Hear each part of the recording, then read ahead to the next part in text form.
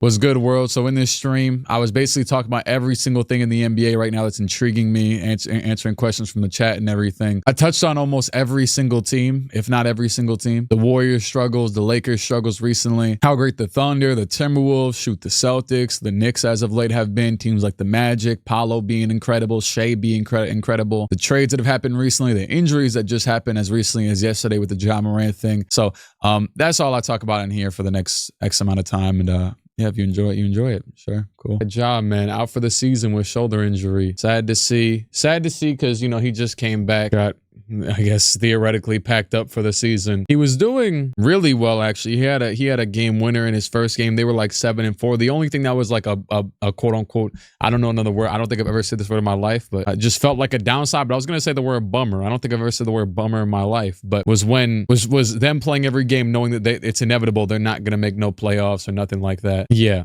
So that's the only thing that felt bad about that. But now well, don't matter. Guys, I had talked about RJ and quickly, I know. Yeah, so RJ, after I made a compilation of him bricking in the last video that I put with my first video back in a minute, had 37 yesterday. What's it called? It's funny though, because like from a genuine perspective, like I'll be honest, like I've been watching a lot recently. And I've been watching RJ since 2019. I'll be honest with you, watching how he was. Well, first of all, I watched all of his shots. And he shot 20 times and I think missed 7 times. And his 7 misses were like the exact 7 shots he would get on the Knicks. I'm just being honest. Now, obviously, we have players that are more talented than RJ Barrett and you send him over, whatever. He gets new shots, new role, new everything. Still unorthodox, still not, you know, I'm not necessarily hating, but he's not obviously a superstar, but he could, you know what I'm saying? He's still doing great, whatever over there. And then quickly he's undoubted though. Everyone's been praising quickly for the past 2 years because he just has like the natural point guard skills. As long as he can hit these tough shots, he's quick, he's nimble, he's athletic, he's agile, and he fits. He's basically just has all of the tools that Tyrese Maxey has, who's averaging like damn near 30 points per game. I don't know if he still is, but he was earlier on. But RJ, you know, he had a smooth 37. Obviously, it's just but then I show like in the Knicks role, one of the last games he had was that game where he shot 5 for 15, 0 for 7, 1 for 7 from 3 against OKC, and it's like that was something that came more than often. And it's funny though, because I will give it to him.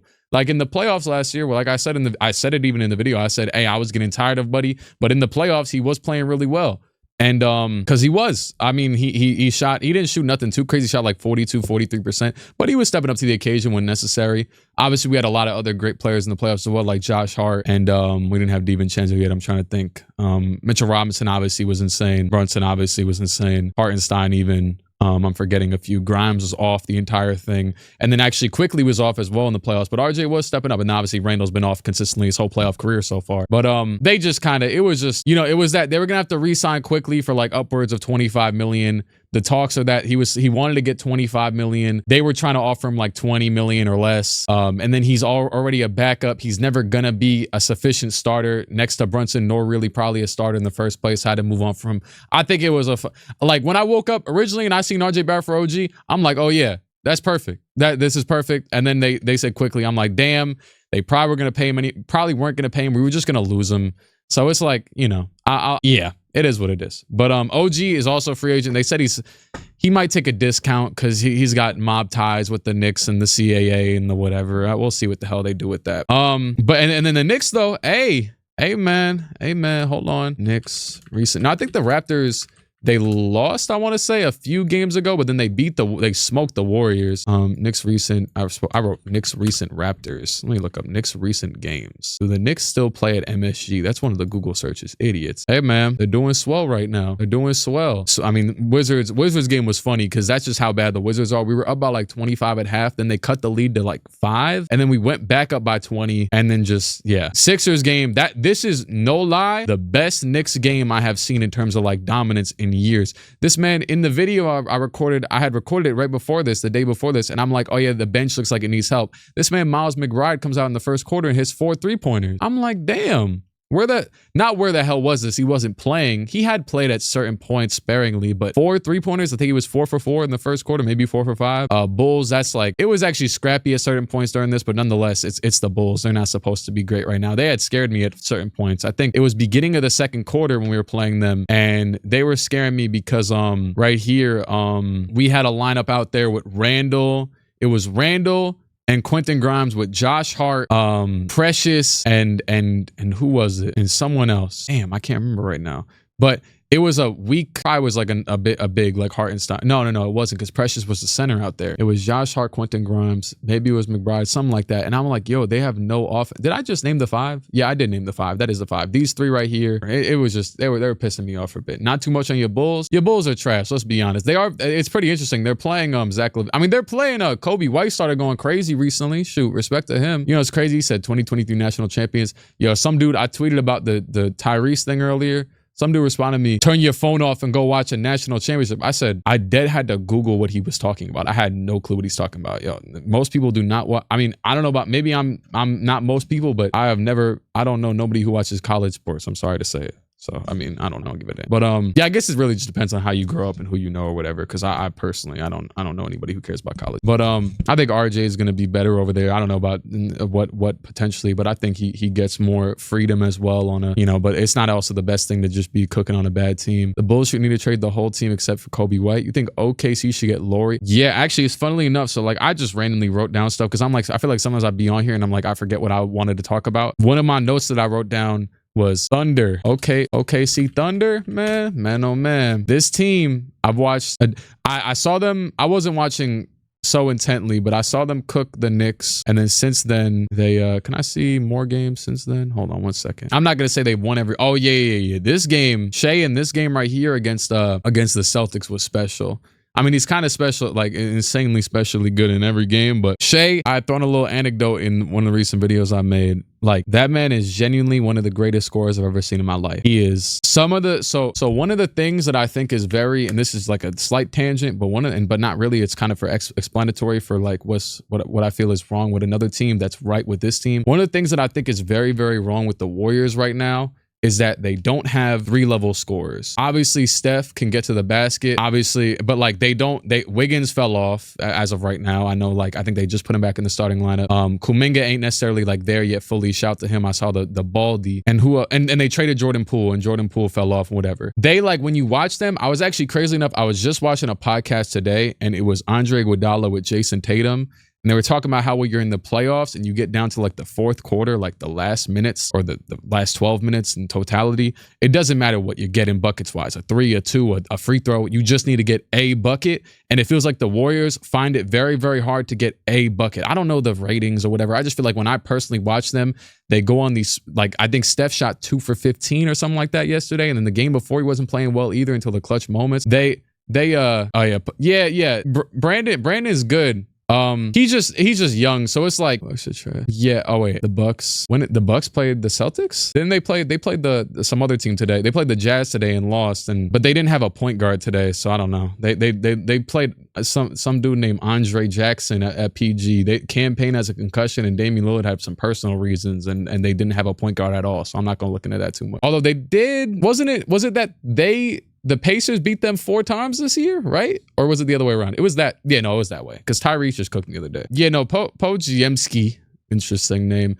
He's good, but obviously, like, it's like I mean, I guess Jaime Jaquez is having such a big role for the Heat, and he's a rookie. I just say him because obviously, like, Victor and Chet are big, so that's kind of different. But in terms of having like a wing role, he's having a huge role with the Heat, especially when Jimmy's out. But what's his name? But Brand is pretty good. But I just he's pretty solid. They're kind of, the Draymond thing happened today where he came back. He's talking about he's crying with Steve Kerr. Respect. I don't know.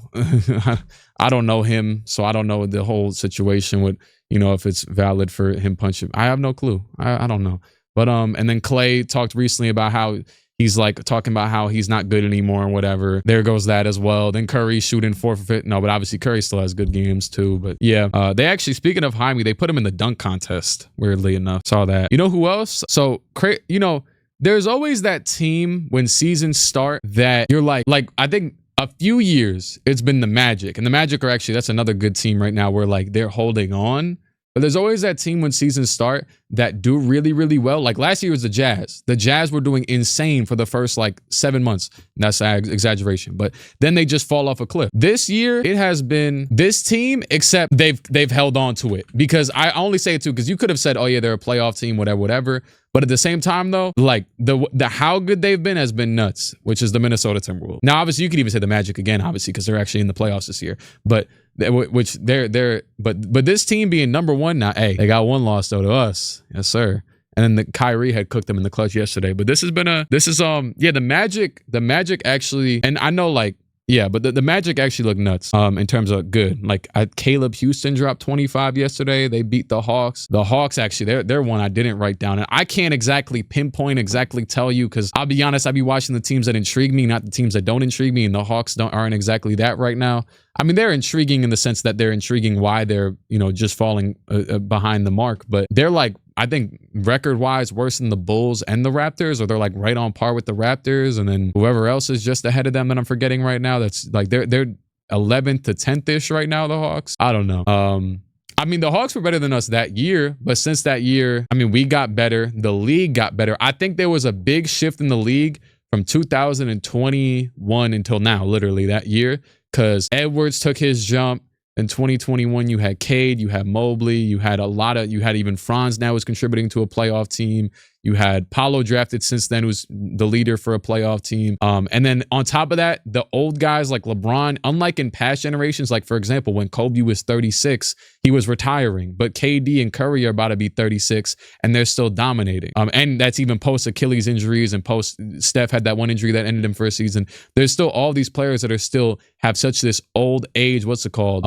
Whatever. They're still dominating. Obviously, LeBron just turned 39 and dunked on Paul George like 2 days into it. So there's such a, I think the league took a big, there's an insane amount of talent to where, like, I always say when the Pistons are playing that they're the worst team in the league right now, but if you put them in the league back in 2015, they'd probably be, knocking on a playoff appearance. You look at the Pistons right now versus like some teams like the Nuggets teams and the Suns teams, like the Bledsoe, Dragic, Suns teams. They're good teams, of course, but it's like that team was led damn near to the playoffs. I think they missed it almost every time, but with Dragic, Bledsoe, Gerald Green, and maybe Gortat was still around at that time. Then eventually Tyson Chandler, and then eventually they got mediocre and then got Booker, who was actually the last pick in the lottery, I'm pretty sure. So it's like he wasn't actually, they were still kind of okay that year. But yeah, and then Brandon Knight, OJ Mayo Bucks, that's true. And then you also had the Monte Ellis, Brandon Jennings Bucks made the playoffs. And then you had the Bobcats with Kemba Walker and Al Jefferson. Like these teams were actually genuinely solid for that era. For this era, not a chance in hell. Not a chance in hell. If you put that Kemba Walker and Al Jefferson, it's not no disrespect to them in that era. The era just wasn't as good. So they just, capitalized. I got nothing to do with it. But it's crazy how much has changed in 10 years because now you put that team in there, they're on par with like a team like the Jazz, who's like the 11th seed or whatever. And they still have good games sometimes, but you know what I'm saying? Yeah. But that was the other. No, but back to the Thunder though. The Thunder, and you had asked if I think they should trade for Lauri Markkanen. Yeah, I think if the opportunity comes around, yeah. You know what's crazy is that I was watching when I think it was when they were playing the Knicks in a few more games. It's like, damn, that man Dort be bricking Lou Dort. And then I looked it up. And this man Lou Dort. I knew that he's had his years, but I didn't know this. Okay, it actually went down since this. But this man, Lou Dort, is shooting 42% from three. He was shooting 43% from three when I checked. I'm like, why is how? Oh, it's check score of Suns versus Clippers. What's going on? Wagwan. Clippers up 85-70. AD. When I last checked, KD had 17 in the Clippers are cooking them. That's another man. So the Clippers. What was it? They went 8-game losing streak, 8-game winning streak. That was interesting. Clippers had went 8-game losing streak, 8-game winning streak or something like that. And so here's them right now. It's actually 85 when I just checked. And they're like, when I watch back some of their games, my guy Chill put me on actually to the fact that you could just go on the NBA thing and watch like possessions. So like you get rid of all like the hullabaloo. It takes way less time. But they're very, very disciplined with their players now. Like I know Kawhi's been cooking. I think he'll probably be an all-star and whatever, but it doesn't feel like they feel like the teams that like I'll put together 3 stars on 2K or 4 stars on 2K and they all average like 19. Like that's how it feels very often when you watch the Clippers. Is like that. It's just that they seem very, very like set. Like I was watching Paul George did a podcast with Gordon Hayward I was watching today, which is actually really good. And he was talking about how how Gordon Hayward, he related Gordon Hayward and the Celtics teams when they had Tatum and Brown, they were young, plus Marcus Morris, Al Horford, Kyrie Irving, and himself and how they had to like talk about like role clashing and how the Clippers had to do the same thing. And ever since you could see that, I mean, yeah, the Thunder smoked them, but aside from that, they just beat them damn near. Oh, damn, the Celtics smoked them too. I don't know if I think someone in the chat said something about Kawhi being out. That was Kawhi out of this game? Yeah, he was. I don't know how much of a difference or not it would have made. I mean, they lost by 40, but you know, it could make a big difference. I mean, shoot, we seen when Kawhi got hurt in 2017 against the Warriors when they were up by 20. I was watching my guy, you know, I watched this. LaMarcus Aldridge did an interview with All the Smoke, and he was talking about how sick that made him. Also about the whole Kawhi situation and everything. It was kind of interesting. Yeah, injuries the only thing that the injuries could hold him back. I still think there's teams like the Nuggets. I guess, you know, I have this thing with players like when LeBron was on his 8 straight finals run thing. I always had in my head like I want someone to prove me that he can't make it before I say he won't make it every single year. That 2018 year, I remember I was going on Instagram, people were talking about, oh yeah, LeBron might not make the finals this year, his team is garbage. I'm like, I'm sorry, there's never a time where I'm saying LeBron's not making the finals until he doesn't make the finals. And crazily enough, he didn't make the finals in 2019 because he got hurt and the Lakers didn't make it, whatever, which let's be honest, he probably wouldn't have made it anyways in that West. But 2020 comes right back and makes it again. Now, obviously, it's been injuries and things of that nature and also just getting dumb old ever since. But with the I was gonna say with the Timberwolves, they're another team that like, you know, they're number one, but they got to prove it to me first that they can actually, you know what I'm saying? I don't think because they've consistently, I think did they make it this past year or was that the last year that it was the Pat Bev celebrating year or whatever? I don't know. Yeah, but I don't think they made it this past season and then 22. Yeah. So I don't think they made it this past season and whatever. So, yeah. Arden Heike has been playing good defense. Well, the common narrative ever since he got a little bit older was that he always was really good at post defense and just, I mean, you know, everyone always makes fun of him being a stocky dude. So obviously he's going to be good at post defense and good at like body up type of stuff. Like I even see LeBron still proficient in things like that when he doesn't have like the lateral quickness anymore to like stick with anybody fully. They lost to the Nuggets. Yeah, but I like Thunder, our first round exits. I gotta disagree with you, but I also I the same goes for them where like they gotta prove it to me. So like as of right now, I wouldn't be opposed to it. I will say the one team, and I'm not sure if they have anybody significant injured, but from what I've seen, they don't. Yo, I don't know if it's just recently, but why does Sacramento, the Kings keep on getting in these games where they're I don't know, they just keep on folding. I mean, Malik Monk will step up. They have every team has very, very volatile. That's what makes the league very interesting is every team is very, very volatile. From like roster spot 1 to like 9, damn near, a lot of them, and that can change the entire course of the world of the playoffs. But at the same time, like the Kings were pissing me off lately. They just kept losing. What was it? Or they beat Toronto, but they were like playing with their food, and then they beat Orlando, but it felt like the same. They lost to Terry Rozier in Charlotte. They won a few other ones. They beat Atlanta, Memphis. It was just the ones that I caught, I guess. But they were pissing me off lately. But what's it called? Basically every team got, yeah, because that's the thing. So like the teams got the perfect mix of like disciplined role, and not even, maybe the stars are in a sense like play like Giannis, for example. He's obviously not, you know what I'm saying, dribbling hezzy tween, but he's disciplined in his role, and then, you know, drops 30, 10, and 5. But I think that, but then every team, like on that team, they got obviously Middleton, they got Dame, they got they don't have it even, but crazily enough, I know like Giannis doesn't go by the typical hooper thing. He was playing Victor recently, and he hit like 2 or 3 threes or something like that. But it could have been more, but I remember that in like the clutch time he hit like 2. But I know even Brooke Lopez, stupid self, will start hitting weird shots when the playoffs come around, and it's just like we say weird shots, but that's Jokic's whole game is weird shots, and he just won a championship. So it's all playoffs is all about matchup. What do you think about the Mavs? See, the Mavs are the first team, not the first team. I don't know. I was gonna preface that weird, but I always forget. I'm remembering, but I feel like I always mentally lapse, and you know me. I'm the type of person, I remember where Ish Smith was in 2015. Don't ask me, because I was too random. Ish Smith went too many places. But I remember that the Knicks had Ricky Lito in 2015. I'd be forgetting that the Mavs have Kyrie Irving, because they're so mediocre outside. Now they're not fully mediocre, but they brink on it. They're like, now I'll be honest, I can't say I don't think the Warriors are gonna, like, the Warriors be doing stuff like, I don't know if Looney's been terrible this season. I don't know the lore, but I know that they starting Trace Jackson Davis at center. And then when they were playing Jokic the other day, they were still close in the game, but Jokic was dead just going into the post against every single player in the lineup. He was 8 for 9 in the first quarter. I don't know, but that's just a random stray. But the Mavs remind me of that, but for the playoffs, plus with, you know, I'm saying a player that was as dominant as Curry in his prime, if not more dominant with like Luka. And then they also got Kyrie. Like you know what I'm saying? They remind me of that, how the Warriors are, they have as bad, you feel like the Mavericks should have more roster construction currently. Just the other day, at the end of the, just yesterday when they were playing, what they're called, what are they called? They're playing the Timberwolves. Now, granted, the Timberwolves are a great team, but they're playing the Timberwolves, and this man, Luka, at the end of the game, runs he runs a pick and pop with Derrick Jones Jr. at the end of a basketball game. And then, funnily enough, he actually came back down the next play and caught it at the free throw line instead and went to the basket and just dunked it like how he knows to do, because the man can't shoot. But the lineup at the end of the game was like, you know what I'm saying? And I think, I'm assuming Lively was hurt because Dwight Powell started. That was ugly too, this whole game. It's actually a miracle they even won this game, because a lot of this game, I was watching most of it, and this man, yeah, Rudy Gobert was just grabbing every single rebound over Dwight Powell with his 6. So that was bad. And yeah, and the thing with the Timberwolves, which is gonna be very interesting come playoffs, is that they play such good defense. And funnily enough, the league is starting to mold back into like less of, I won't say it ever fully went away from it, but like a lot of like mid-range and inside and kind of nasty work type of play. But then also still the greatest tough shot makers we've seen in ever. But at the same time though, they have defense that even feels like it's gonna suit for the playoffs. So it'll be interesting to see how they fare in the, because I just saw that they have the #1 defense in the league right now. Yeah. So they're gonna the Timberwolves are gonna be interesting. And like Cat, I was watching, I'm like, damn, like I always, even when they made the trade, of course they made the trade, so there's gonna be a stench on it because they traded all them picks for Gobert. But I'm watching, I'm like, damn, I'm like, they got Cat in this role where he's even like running to the left and hitting floaters with the right hand, like LeBron against OG, that one game winner that one time.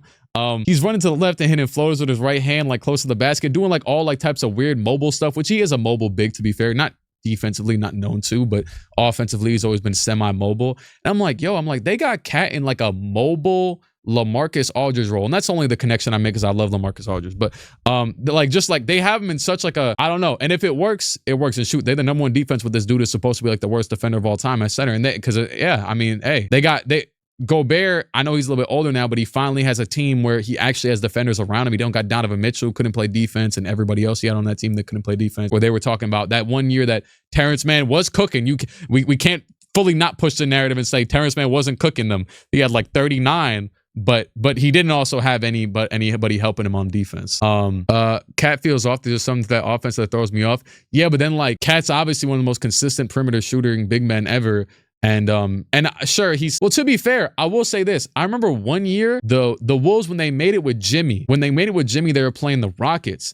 And Cat, that was his first ever playoff appearance. And you know, at that point too, that's like pre-Jokic hype, like super duper Jokic hype. And that's even like Embiid hype just starting. This man, Cat, when we're having debates, Porzingis had just got injured around that time. So the debates were like them four on like equal pain around that time. And I think Jokic was even more so like undersold because he just was kind of getting his footing at that point. And so Cat's supposed to be like still that guy in terms of bigs. And he goes to the playoffs. And I think Clint Capella is still on that team at that time. Maybe not even, because that's 20. No, I think he still was. And Cat was doing nothing that whole playoffs so maybe it was that this whole time he was supposed to be more like a traditional 4. Matter of fact, he did play the 4. I know this is college, but he did play the 4 next to Willie Cauley-Stein back at back at Kentucky. I don't watch college, but I know that enough. So I mean, hey, but yeah, Bojan Bogdanovic and Joe Ingles are not Jaden McDaniels and Kyle Anderson. Yeah, that's the man. Slow-mo, man. Cat's ethic isn't great though. I mean, I think when any players lock in, they lock in. It's really that simple. Yo, won't let me scroll my own chat. I wonder why they don't start Grant Williams. I think do they not start Grant Williams? 35 minutes. Maybe he was injured, just came back. I don't know, because I don't think you give him all that money to not start him. Maybe he sold. I don't know. I can't tell you. I know the lore. I wish, because recently when I'm watching games, it gives me flashbacks. Like even like that's another team I guess we could talk about, like the Lakers or whatever. It gives me flashbacks to when like I used to watch the Knicks so much and know every single inkling and thought, and like you can't even watch a box score because you're like, nah, this player was garbage. Like recently there was a player that I watched for some team. I forgot who it was, but I'm like, yeah, he had 8 on 3 for 4. But oh, you know what's funny actually? It was it wasn't 8. It was a little bit worse. But it was Precious's first game with us. I thought I was thinking about a different team. It was our team. It was the Knicks. I'm watching this man Precious is doing the worst possible defensive rotations I've seen in life. I think he had a good game against Philly, whatever. But like I'm like, oh my God. Like if I was to look at a box score, I'd be like, oh yeah, he's a solid role player, whatever. I saw somebody when we traded for him, which I knew that he's been okay ever since, but I knew that when we traded for him, he was known as like kind of like an inefficient, do too much, not too good at the typical big man things type of big. But I saw people talking about, oh, y'all not realizing he's just Nas Reed, but you are stupid as hell. But hey, whatever. I don't know. We'll see what happens. Tim Hardaway is still hot in comparison. Oh, compared to Grant Williams? I don't know. Obviously, Grant Williams kind of like was the bound to get overpaid despite being slightly inconsistent type of dude because he was on a team that was good and he was pretty solid and pretty good and whatever. Yeah. But I mean, he's still, I don't know how much he even got paid, but I know he got paid a pretty decent amount. And I mean, I could see him he's still going to be a valuable. All that matters is that you're a valuable player for this team come playoff times. And if he does do that, then that's job succeeded. They obviously are holding on, I want to say, to, I'm gonna just look on my phone because it's easier. They're holding on to a 6 seed right now, Dallas. Which, speaking of that, there's a crazy tie. The tie is actually back. What's it called? There was a tie that the Knicks broke the other day in the East, and the tie is actually back. Hold on, let me go to NBA.com. The tie is actually entirely back. Where is this right here? Damn, they got us at 8 on this site. I just saw us at 5th on this other thing I was looking at. The tie is literally back where we are at 8. But look at this: 21-15, 21-15, 21-15, 21-15, 20. The entire 4 to 8 seeds are all. Now I will say I'm happy that there seems to be a slight separation between all these teams and then the Bulls and the Nets and whatever. Oh yeah, the Nets, I'll be honest. Now the Hawks, I don't know what the hell they're doing. I don't know. I mean, you lose to them. The Magic are a good team, but like that's a team that you're gonna have to beat to make it into the playoffs, especially because the Magic don't have anybody healthy right now. They got Markelle back for his first game, but Franz just sprained his ankle. And Goga took what's his name starting spot, I think. Wendell Carter, he's been better. And who else am I thinking of? They're missing like another player or two or whatever. Jonathan Isaac, I think he got hurt again. But Paolo has genuinely though, if you've seen Paolo recently, he's one of them guys. He's hitting fall away mid-range shots at least consistent enough level to carry and win basketball games. That game, the OT game against Sacramento, there was some crazy officiating in there, but nonetheless, it actually ended up going both ways and was okay at the end of the day. But they lost that game and he was carrying. That was the game that Franz got hurt too, so they weren't exactly prepared for it. Jalen Suggs has been really good and he's been really good at defense. They're like a really, is Karis LeVert good? The most 50-50 player, Karis LeVert will either give you 40 or 2. There was literally, and I mean literally, it was either one way or the other that Karis LeVert had 2 and then 40. It was when he was on the Cavs, like last year or the year before, he had 2 points and then he had 40 points the next game, or vice versa. I think it was actually probably 40 and then 2. So that's how Karis LeVert operates. If you remember Karis LeVert in the bubble, he was special in the bubble when he was trying to will the Nets. I think I forget were they were fighting with somebody in the East or West or something. I don't know. Maybe it was like bubble TJ Warren, or I feel like maybe they were playing the Blazers because the Blazers were fighting as well. That was a crazy time. But yeah, that was you talking about keeping it real. We don't have anything the Nets would want. The Mavs need to trade for McHale. Nah, the Nets aren't gonna. I think the Nets are just gonna stand pat. I feel like the Nets are gonna do similar to what the Raptors are doing right now, which is keep player capital but still continue to build through the draft. Oh, by the way, this year's draft looks like a wash. I'm being honest. At least the top of the top players. I think that there's those 2 G League dudes, Ron Holland and Matas Buzelis, could be interesting. But I was looking at some of the there's this 1 Euro dude, Nikola Topic. He gotta prove it to me because like it feels like, let me show you. It feels like they're trying to push some wizardry on me when I watch this dude. Nikola Topic highlights. They like when they rank him high in these drafts, they're like, oh yeah, he's a mid-range guard like the Brunsons and the Shays and the Lukas, and he's got that slow style. He's not insanely slow. Just watch this, though. Just watch this. And tell me that this looks like a bona fide, incredible NBA talent. This dude with the ball.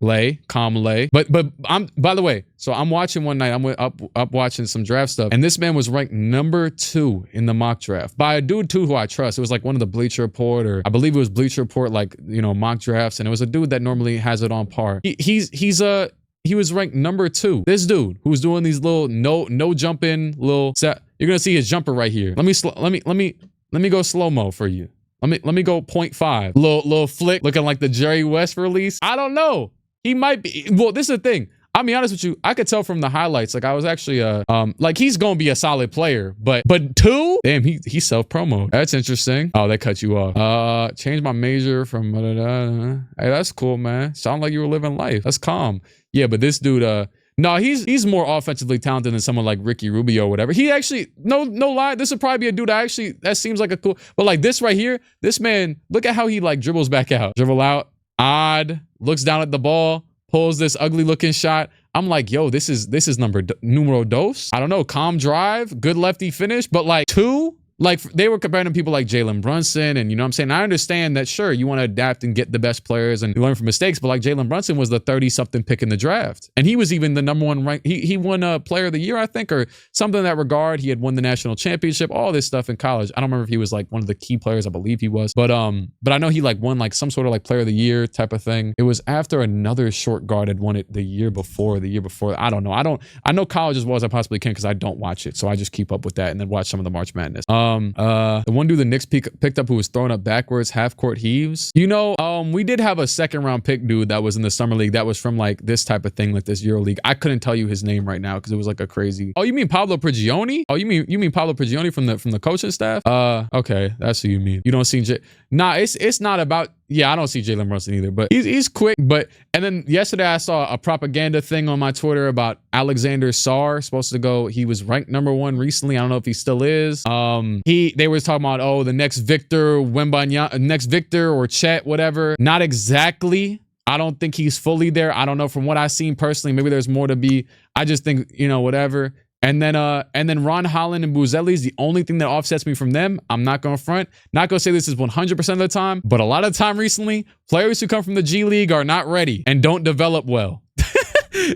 A lot of the players who come from the G. No, Alexander Sarr is probably going to be a good. You're 7'1" and athletic. You probably going to be a foolproof, whatever, good player in the NBA, maybe, unless you're Mo Bamba or what's his name, or that dude, like he could genuinely be Mo Bamba. So I don't know. But it's just like, I feel like a lot of these type of players that I'm seeing go in the 1 to 5 range of this draft, feel like they would normally go in the 7 to 15 range. And it's pissing me off. Maybe like, you know, tops 5. But there's no Edwards, LaMelo, or LaMelo was actually on and off when he was getting drafted because whatever.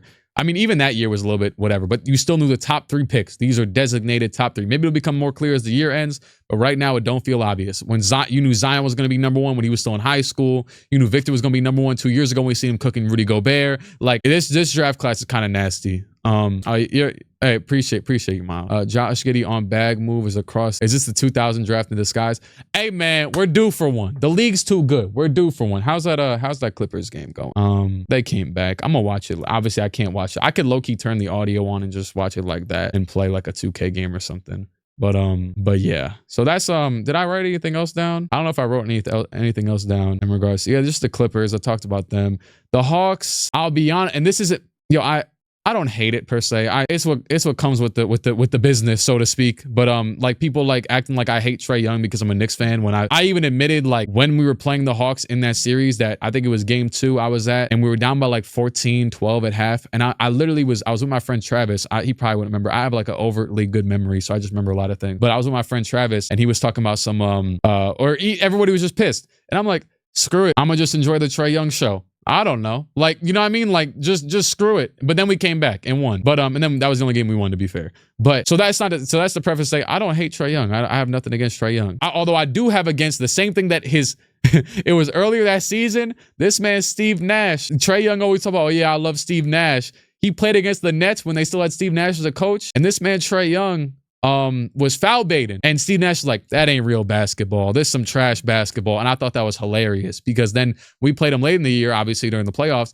and that's trash basketball when you're doing the foul baiting garbage, whatever. And it's like, it's crazy enough, like where someone like James Harden, for example, you're going up strong to the rim, you might do some little weird stuff with your arm hook, but Trey will do like arm hooks and just fall away from the basket and throw up some garbage, and it's like, it doesn't even look like you were trying to play basketball there. So like, that's the only annoying thing about his game. But the other annoying thing that has nothing to do with me and whatever, and actually is a benefit to opponents, is when this man chucks up or stands 7 feet behind the 3-point line and there's this one game, which I just got to show y'all for emphasis, because I be thinking I'm talking about Trey Young and I'm like delusional. Like, and I'm not saying that like he has to be better or worse than this person, that person. I'm just saying in regards to, you got to look, and obviously too, he's not the only reason. Like Clint Capella obviously has had a drop off, and other players. I'm trying to find this game that Atlanta had. But this dude, hold on. I'm trying to look for this game right now. Just looking aimlessly for this Hawks game they played recently. It was this one. They play the Pacers, which by the way, if you don't know, you could just do this. 1 for 11 from 3. Let's just look at the threes just to make it concise. Like half of his threes that he pulls are from, he's about to pull from here. Isn't he? Why are you pulling from here? He might hit brick. Like, I feel like as a person who watched Trey Young dismantle my team, I feel like he just needs, I don't know if it's within his bounds of his athletic. He's a little bit even shorter than someone like Steph, whatever. Maybe it's that this is all he can get to, but I feel like he just needs to get inside the arc more. Like, but then I say that, and then like Jalen Brunson and him like the same height, and this man Jalen Brunson shooting post fades from the mid range area and leading us to wins. So it's like, obviously they're not the same player, not the same skill set. If every 6 foot player could do that, then every 6 foot player could. You know what's crazy? I just made the thought in my head. I guess Chris Paul kind of played like how Jalen, like in terms of the mid range stuff, not exactly the same, but you know, a little bit different. Like this. Why do you choose to shoot from that far? I don't know. Obviously, it works sometimes. It doesn't work other times. Shoot, I got on my fantasy team. He averages like 50 fantasy points, so it must work sometimes.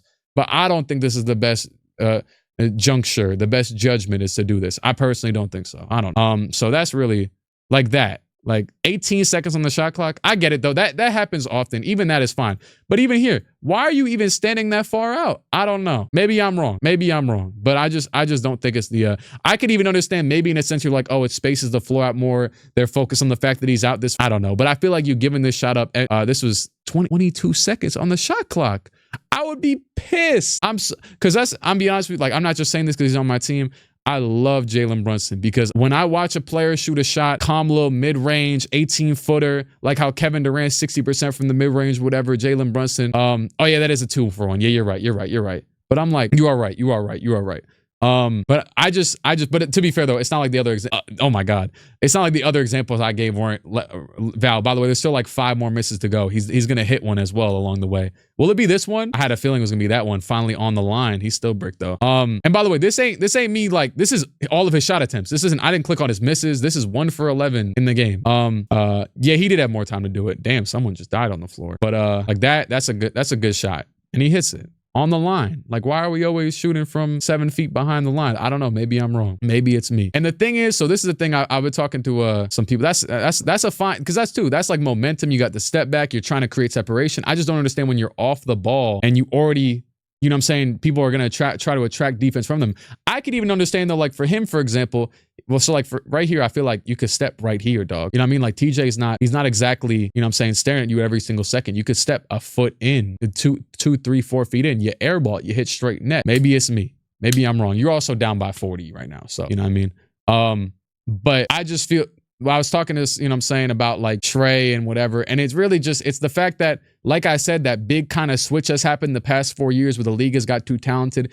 And it went from like him and Luka, poster boys of the NBA, to like, oh snap. Like, not that Trey's become outdated. Appreciate that, Dr. Waffle Cone game. It's not that Trey's become outdated, but him as the lead has become outdated. So, you know what I'm saying? Or at least this type of, I don't know. Maybe not, maybe. But you need at least, oh, I'll say this though. It could ease, every team is, it's weird because it sometimes feels like teams need more puzzle pieces than they need though. Like if this team actually did, I know they were trying to get Pascal, that would be a huge boost. They need a second person to rely on. I know they have DeJounte, but he wasn't even known as a scorer in San Antonio. I know he could drop 20, but he's not like some elite top tier 29 point per game bucket getter like even Trey is his damn self. And I just think that, and obviously I'm looking at technically low lights. I know this is the whole game, but this is still a terrible game and he has good games, of course. But they need that a couple more reliant people to rely on. And by the way, this dude Jalen Johnson, I know I've talked about him a few times, I think, but that's a goated player right there. Jalen Johnson, I don't even know if he played in this game, 5 for 11 in this one, but I think he just dropped like a career high, like 28. Super athletic, dunking on everybody, taking quality shots, has a good looking shot from 3. That's a really good player. That's a really good player. Give the keys to DeJounte. You do that and you end up San Antonio. Like, that's not going to work either. DeJounte's not he had a great game this game though, but I don't think he's a lead, you know what I'm saying, whatever. It was against OKC. Oh yeah, it was against OKC. But you know, need to go to JJ Redick. Speaking of JJ Redick school of running off screens, and I've been talking about basketball for a minute. I didn't even plan to do this, but I've just kind of been in this bag lately because I've been examining so much what's going on in this, like the greatest league the league has ever seen, literally. Like, it's weird to think. Isn't it like weird to think about when you're like, damn, like we look back on the Magic era and the Bird and the Jordan and the Kareem and the Bill Russell, and then all the way into Kobe and Shaq and Tim Duncan, and that's actively happening right now, always. Like, you know what I mean? Like that's always the next thing is always like it never felt like during the Warriors era. I mean, I guess actually, you know what? That one kind of did, because they just got too good at a certain point. It's like, oh, well, I'm witnessing history and that's it, because it's just too good. It's not even enjoyable at this point. Yeah. And Trey, by the way, he's a really good playmaker. So that's not to also take that away from him either. Like, he has a bunch of skill. It's just, yeah, he can't be, I'll give him it. He needs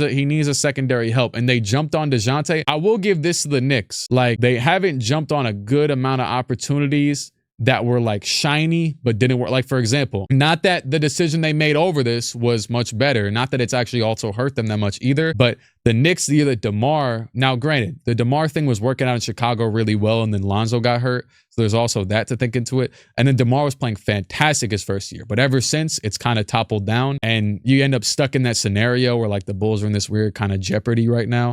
The Knicks declined to get him, trade all them picks and RJ and Grimes for Donovan. Don't know how that looks right now, but whatever, because they think they're too short of a backcourt, him and Brunson, whatever. They got Brunson, who wasn't the shiny thing and ended up now is better than a lot of people that, you know what I'm saying, are getting paid $20 million more than him. Oh yeah, and of course, yeah, the Hawks defense is nuts too. Yeah, that is. And what's crazy is like the thought was like John Collins was like, you know what I'm saying, like a ringleader for that, but obviously he's in Utah now and they're still terrible. You know, the Hawks defense is, and it sucks because they have DeJounte. DeJounte is one of the best. I don't know how he's doing right now intangibly, whatever. Like, for example, there's been seasons where Julius Randle, I could just speak from my own personal experience as a fan, has been great at defense. And then this season early on, there was like one time where he just didn't play transition defense and it looked disgusting. So like effort always counts as well. Even Harden, when we say like he could be a good defender or a terrible one, whatever. But fantasy sleeper if you need a 12th man. Yeah, but what was I saying though about oh yeah, that was really it. The Hawks though, they had jumped on the DeJounte thing. It makes sense it actually makes perfect sense. But when you don't have anything else, it doesn't. Because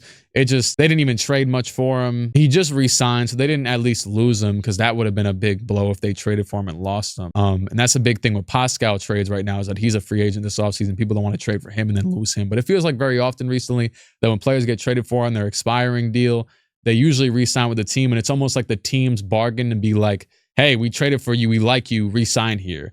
Because the team that they were already with, maybe in a rebuilding phase, like Pascal, for example, he's probably going to leave regardless. I would assume, maybe not. There's a world where he stays. But I think that a team, you know what I'm saying, would just basically be getting like first dibs on like re-signing him, and he would just stay wherever he goes. The OKC thing, that's interesting or whatever. Do you think the Knicks would be as good as they now if they pulled the trigger on Mitchell?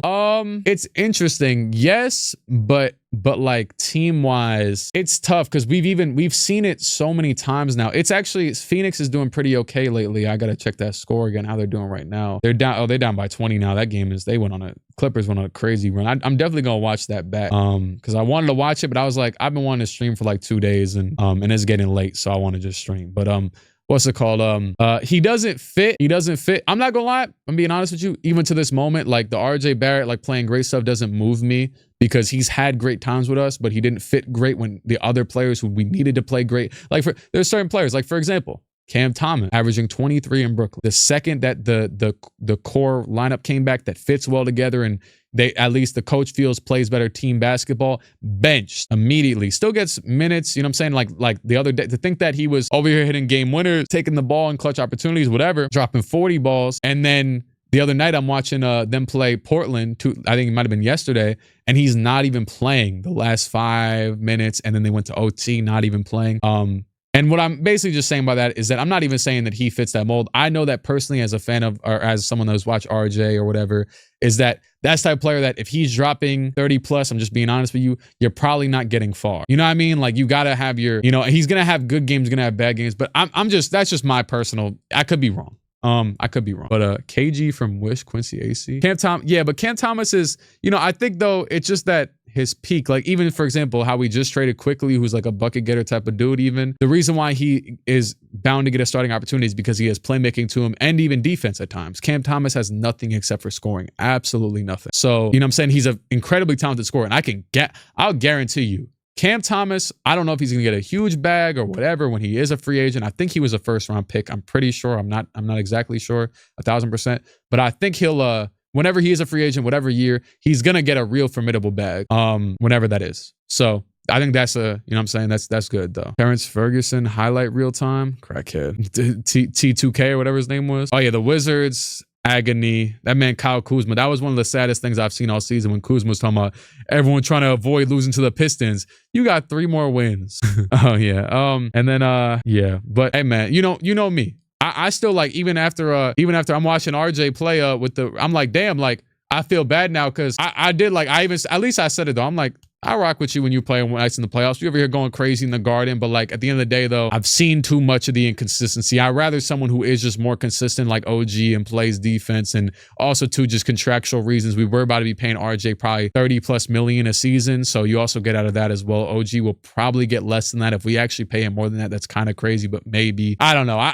I still, to this moment, like I said earlier with LeBron, which it's a whole different scenario, but I have no reason as of right now to not trust Leon Rose. He's brought the best Knicks team that I've seen in my entire life. So, and also respect to Julius Randle for that, because he did turn around his career that season, you know what I'm saying? And that's the reason why even we got, you know what I'm saying, ended up being in a competitive phase and didn't just trade him away and whatever, which is crazy to think about because we were about to draft OB and give partially the keys to OB, and respect to OB. He's playing pretty decent in Indiana, but obviously he's not no keys type of player. You don't hand the keys to OB top. We even seen it. Game 1 against Miami, I went to, I was there at the Garden and Randall was hurt and OB ain't not look like no star player. And he's not you know what I'm saying, he's 25, he's peaked and he's a good player, but he's not no star player, you know? It's not that big of a deal. I still like Tim Hardaway Jr. Shoot, did we have a star role for like 3 seconds? Yeah, we did, but I still like him. He's still cool, dude. I got his autograph somewhere behind me. I thought the Knicks didn't want to give up RJ for Mitchell, but no. It's not that. So so that's a fair. So like the Knicks didn't want to give up RJ. It's not that the Knicks didn't want to give up RJ for Mitchell. If anything, the Knicks actually wanted to give up RJ for Mitchell. That was like the consensus that I seemed to hear. The Knicks wanted to give up RJ for Mitchell. But they didn't want to give up Grimes. It was that they were asking for like Grimes. And then at times it was Quickly / Toppin. I don't remember which one it was or whatever. Plus about 5 first-round picks. And that's what they didn't want to give up. What they gave up for OG is 2 players. One dude who's about to be making a lot more money than he probably deserves, even though the NBA, sometimes you get overpaid. He's still a good player, obviously, in theory. You know, he's bit unorthodox, bit weird. I don't think he's that great on a winning team. I'll just be honest with RJ. But like, as of right now, I have no other reason to not believe that. Whatever. But you know, maybe on like a 4th, 5th role. But like, if you're making $30 million, you're expected to be higher than a 4th, 5th role. You know what I mean? And then when you're in that role, you're also not the greatest spot up shooter. So it's like, what? He had like 1 year of being pretty solid at 3. So they didn't want to give him up for in that whole package for Donovan, but they give him up for OG because sure, OG is expiring, whatever. Hopefully it seems like they'll be able to get a discount on, I don't know what, but they just didn't want to pay Quickly. They get OG. They've been wanting OG for years. Every time OG comes up in the discussions, also too, it's always sometimes, as what I've learned too as a fan over the years and years of being a fan of the Knicks or the NBA in general, is that sometimes too, you got to just chalk it up to politics. With the Knicks, it's a lot of political stuff right now. They got William Wesley in the front office, who, if you saw, they had a video today of Michael Jordan. It was Michael Jordan, Travis Scott. It was Michael Jordan, Travis Scott, Stephen A. Smith, Blase Blah, whatever, all in the box at the college championship game that they just had. And Wesley, William Wesley. I had to think of the Drake lyric. What's it called? It was in the box. He's in the Knicks front office. That's a highly, you know what I'm saying, whatever.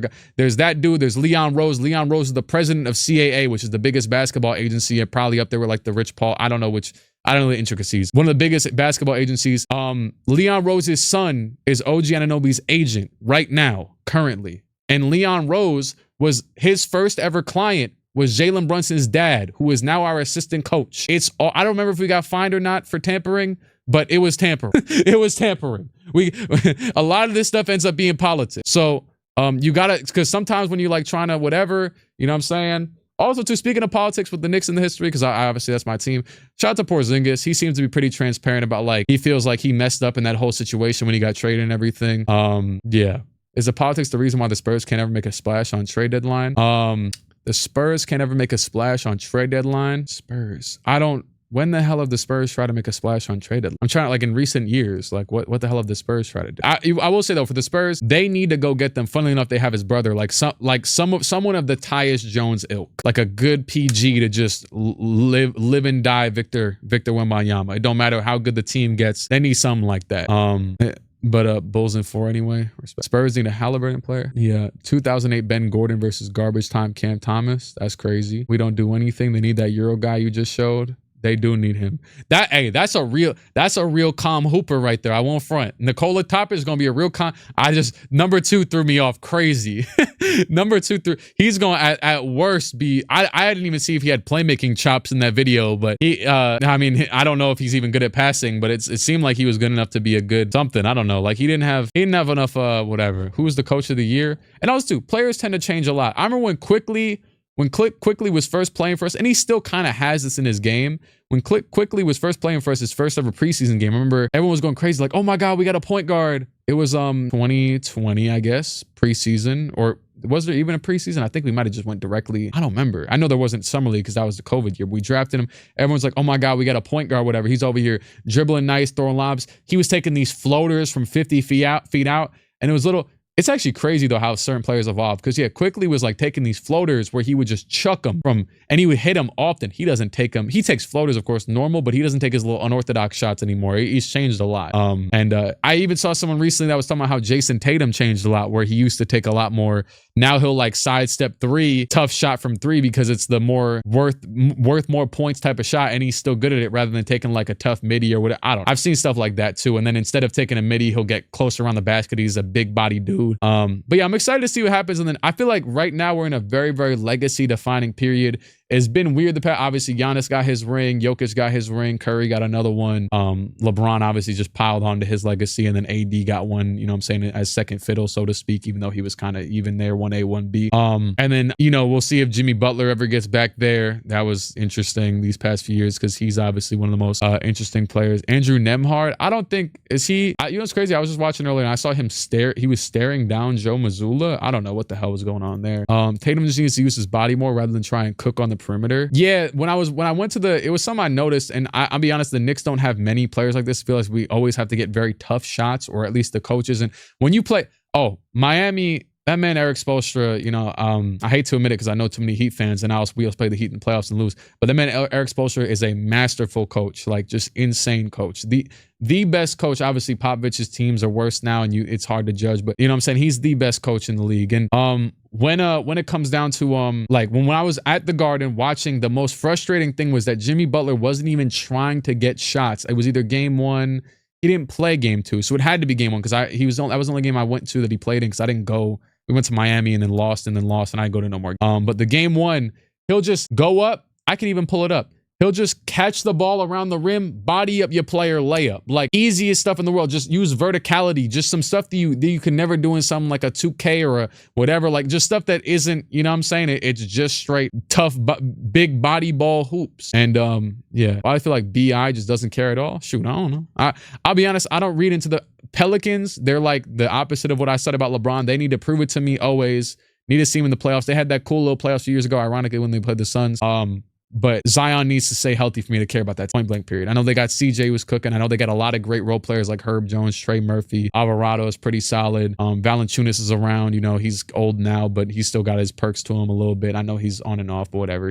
It's like the quintessential thing that happens when you have an old, kind of slow big man. But, you know, it seems to work well enough for them. And then they got whoever else I'm forgetting right now. But they got Najee Marshall and I'm forgetting. Oh, they got that dude that Jordan Hawkins they just drafted.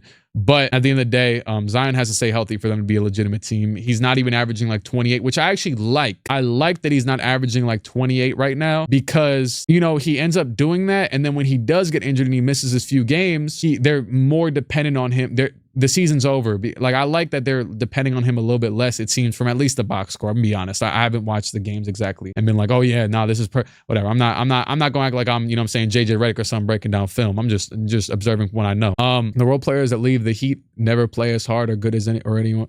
The role players that leave the Heat never play. Yeah, it is wild. Kendrick, the big joke right now is the Lakers. And yeah, speaking of the Lakers, so with this team right here, man, oh man, they're like I know a lot of Lakers fans. It's a lot. Oh, I like this. How acquired. I like this a lot. Wow. I gotta look at this more because I like this a lot. The Lakers are they're bad. They're bad. Now we'll say I feel like oftentimes Lakers fans make things worse than they are, but no, it's valid with Darvin Ham has no clue what the hell he's doing 99% of the time. Some of these lineups he does are some of the worst things I've ever seen in my entire life. At the same time, though, it's not like they have an abundance of talent. But I will say, this man Cam Reddish, there's a reason why he keeps getting extradited from team. And you've been shown the reason. Now he's sure he can defend whatever, but you've been shown the reason right in front of your face. Talking about Vanderbilt can't shoot whatever. Sure. This man Cam Reddish is shooting. This is inaccurate. Hold on. That's not. Where's his usage? It only says 3 games. Did I oh, this says preseason. Stupid. 32% from 3. He's actually gotten it up. It was at 29 the last time I checked. This man Cam Reddish should not be starting on a basketball. What? Well, the Lakers have royally screwed themselves. The Russell Westbrook deal royally screwed themselves over. They actually bailed themselves out of it so badly by the team that's got them to the Western Conference Finals this past season with the Vanderbilt and D'Lo and I think it was Malik Beasley for Westbrook, which was the most insane bailout of all time, and then it helped them get to the conference finals. But and then even whatever. But nonetheless, they're if they had a player like KCP, they don't have these Taurean Prince. I know Lakers fans who are like pissed at like Taurean Prince or whatever, but I'm like, but he was never, I don't actually know what his splits are, but Taurean Prince isn't some sort of specialist per se.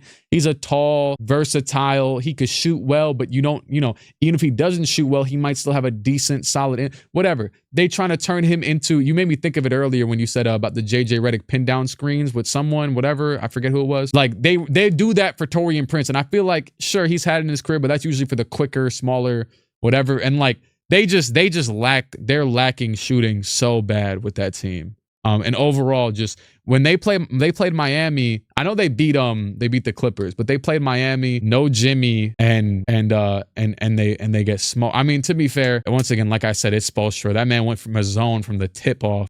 Gabe Vincent did get injured, but like at the same time though, it's like I know we saw I was there. I was incredibly enamored with how well Gabe Vincent was playing in game 2 of the conference semifinals when I was there. And Jimmy wasn't playing, and this man Gabe Vincent was hitting deep mid-ranges on some runs and stuff for 17 points per game, throughout the whole series.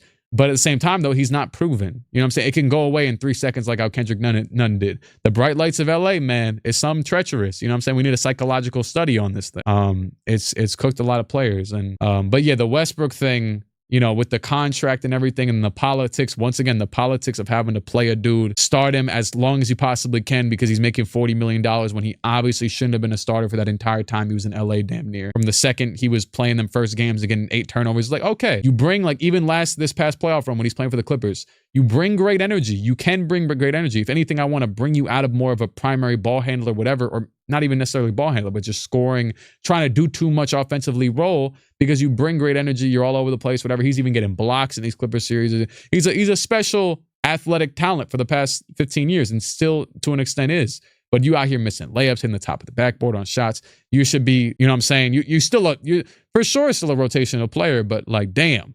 You know what I mean? Like, yeah, and especially in a lineup that needs shooting, it's like, yo, why is Russell Westbrook playing? Why did we trade all this stuff for Russell Westbrook? It's like asking Kyle Anderson to be Sean Marion. Taurean Prince is never going to be that guy. He's their best wing, honestly. Yeah, and and the thing with Taurean Prince, he's shooting like 42% from the field. So he's actually, or from the 3-point line. So like, and then they benched Reeves for a while. That was pretty dumb, but like it was a good thought in theory, but it was pretty dumb because they still needed, like, they just need to OD overplay Thibodeau play these players because they don't have, and it sucks because LeBron is old. So you know what I mean? When the playoffs come around, he's still going to be playing 44 minutes. Like, as long as he's healthy, he's still going to, because this team is so lacking. Max Christie, pretty solid hooper. I still think it's crazy. I had that one video where I was calling him the next Kobe, like when I didn't even know who he was. There was some video I did, and then he actually ended up getting drafted there, and then I'm getting tagged in a bunch of stuff. Damn, he was born in 03. Good God. I think Victor was born in 04 though, so that's actually even more insane. But yeah, and then yeah, they drafted this dude over. I mean, it's the draft. Stuff's gonna happen. I don't know. I'm more so focused on your recent, By the way, y'all see what this man Dylan Windler had 33 rebounds in a G League game. The most ever. He was on the Westchester Knicks, and then they picked him up the next day, the Lakers, literally 106-24. That was very weird. Oh yeah, and also Rui has been out recently. Yeah, I think he's still out. That's another one. I think, I'm saying, I don't know if he has to be more disciplined on defense or whatever. I'm not exactly sure. I know that Rui wasn't exactly known to be a defender. I know that when players can get to certain teams, they end up better defenders. But Rui, obviously, as long as he can be a capable one, I think he needs to be where Cam Reddish is. I know he's not as agile or whatever. Maybe he doesn't. You know what I'm saying? Maybe the bench, I know of teams, shoot. The 2021, I'm sorry to always bring him up, the 2021 Knicks. We started Elfrid Payton the entire year. This man, Elfrid Payton, could barely play basketball. We go to the playoffs. he plays 2 games and he gets benched for the rest of the series. And he played like 8 minutes in the first 2 games. Teams can tend to start a bad player in their starting lineup who also too, sure, Camero's starting to get his 3-point percentage up. Maybe he's okay. But maybe he just needs to whatever, get in a rhythm. I don't know. But he definitely he could hit a 3, you know, sometime. But they need they need end quote. They keep getting these Montrezl Harrell type players like Christian Wood. He's definitely better though, because he's a little bit more capable of playing like versatile offense and shooting and whatever. Yeah. They just trade too much hoping to hit big, and then who they get suck. They just, I mean, I wouldn't even say that. They just shouldn't have got Westbrook. Like they hit big with AD. You know what I mean? Like they got AD. That was the perfect, they won a championship, but guess who they won the championship with? LeBron, ACP, Kyle Kuzma, Rajon Rondo playing big minutes. Dwight Howard, if I'm not mistaken, I think Marc Gasol was still there. Also JaVale McGee. I don't know if Gasol was, maybe he wasn't there. I think he was still in Toronto then. JaVale McGee, Dwight Howard, and I'm saying like, but it's just players that make sense for a team. And it wasn't pretty. Oh, Danny Green missing all them threes still made sense though. It's like, it's Danny Green. He's been shooting 40%, 42% from 3 for the past 10 years. You got all these unproven. It's bad. It's bad. If anything, they would have benefited so much from a lot of the role players the Suns went and got. Speaking of Suns role players, I know they just lost, but man, when they needed that man, Chimezie Metu, be stepping up. That's a guy right there. I rock with Metu. I don't know.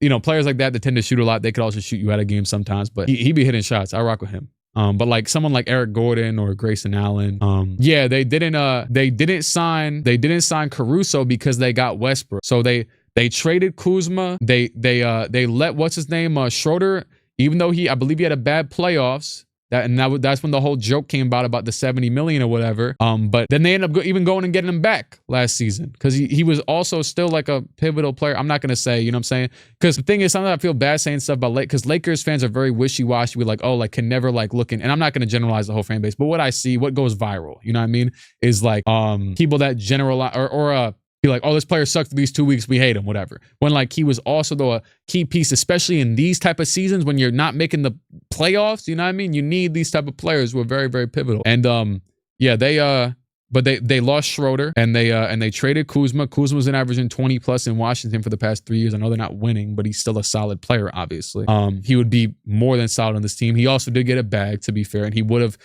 It probably would have been eventual demise anyways because he had to get a bag regardless, and I don't think the Lakers wanted to give him that bag. So I think that's fair. I think getting someone like Rui for half as much could be as effective for this type of team because Kuzma's not averaging 20 on the Lakers regardless of whatever role you put him in. And then also the Reeves thing was a steal because he was a second-round pick, so his max was only like 50 million. That's a steal in itself. Because when you're with the Lakers and you play well, you're obviously gonna have a microscope on you to be like, oh yeah, all these other teams, you know what I'm saying? He played for the Lakers, we gotta sign him for 150 million. No, just relax. But he actually couldn't get more than that from the Lakers because he was a second round pick and whatever. And I don't think it was that like they don't have his bird rights or I don't remember how it was. But yeah. So yeah, Hayes is around. Hayes was always like a not undersized, but under like not developed. That sounds crazy, but like under weight, I guess. Big for the Pelicans, and they moved on from him, and he's okay, I guess. I mean, better than a lot of people they got for this team, but it doesn't feel like this team makes sense. It's literally just they're there because they're getting carried by certain people, you know what I mean? And there means the 10th seed. And unlike the Warriors, who got basically one star at this point, not even basically, they do one superstar, star, whatever. The Lakers got 2. So, you know, hey, there you go. One more win.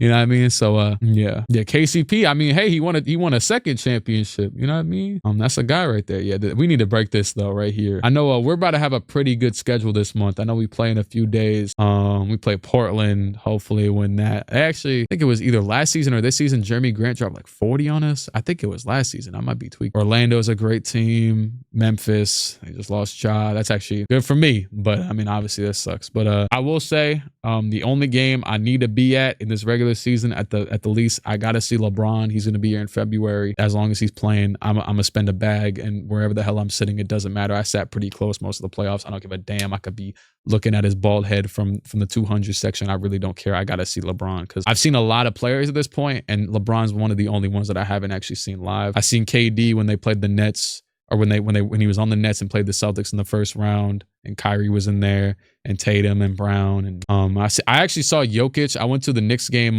the day, literally, it was the game that made us fire David Fizdale. It was right before the pandemic started, and they beat us by like 50, and then they fired David Fizdale the next day. It was 2019, December. I saw that. And I've seen most of the players, but yeah, I gotta see LeBron though, because especially because he's old. Memphis have their own. Yeah, we were just looking at it earlier. Yeah, they it seems that it's weird wording, but it seems as if they it was right up here. Did I scroll above it? Yeah, right here. Says they have the right to swap their 2024 first round pick for the less favorable, but that also means they probably, because they're assuming that they're in previous terms they were better than Phoenix or Washington, they're probably just being like, oh, they're probably gonna do it. But I mean, the right means you also don't have to do it. I would assume, you know, it's confusing. But this is a good website right here though. Future drafts detailed, Rail GM. That's I always go to this when I'm trying to figure out about draft picks. Speaking of draft picks, man, I know we gave up a second round pick from Detroit recently, but look at my guys. We got a pretty good decent amount right here.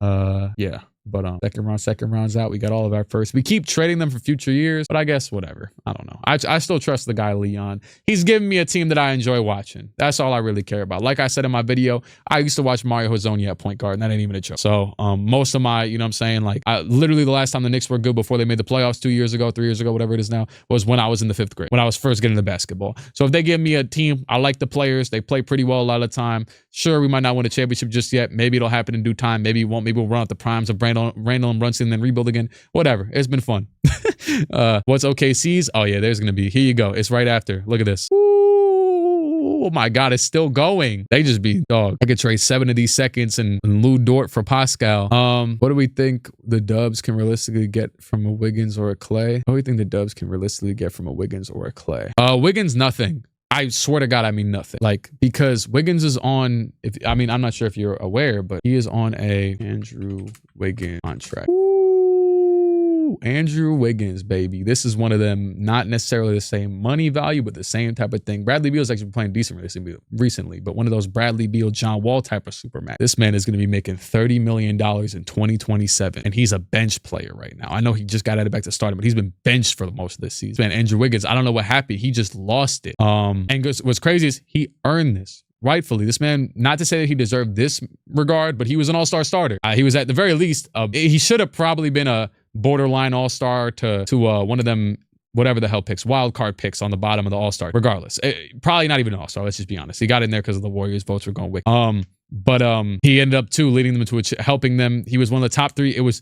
that year. It was him, Curry, and Poole were the top 3 players in that team. Thompson was very inconsistent, and it's just crazy to even think about it in hindsight. But it also shows that, you know what I'm saying, I know I talk about how the NBA's changed a lot.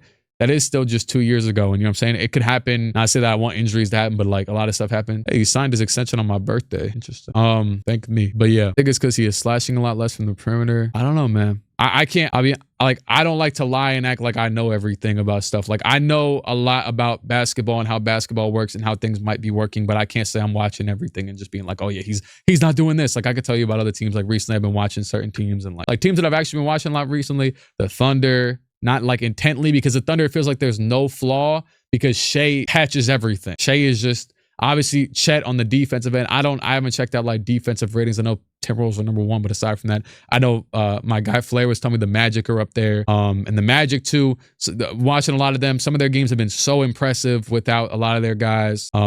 Pacers a little bit. Cavs, none at all, because their team has been out, and I just see that they win, and I'm like, wow, that's surprising, because Garland and Mobley are out. I saw Allen's playing great. Heat, not much, because Jimmy keeps on being out. I want to see Jimmy. I know that they're interesting because they play good team basketball, whatever.